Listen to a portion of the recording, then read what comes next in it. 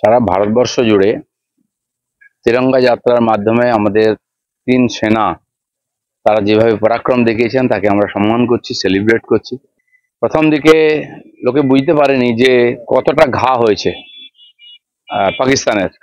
ভুল বোঝাবুঝি হয়েছিল, আমরাও একটু হতাশ হয়েছিলাম যে হঠাৎ কোনো যুদ্ধ বন্ধ হয়ে গেল। কিন্তু আমরা দেখেছি যে যুদ্ধ বন্ধ করার পেছনে অনেক বড় একটা কারণ আছে। পাকিস্তানের ডিম বাসাতেই ফেটে গেছে। সারা দুনিয়া চিন্তিত, তাই সারা দুনিয়ার অনুরোধে ভারতবর্ষ যুদ্ধ বন্ধ করেছে সাময়িকভাবে।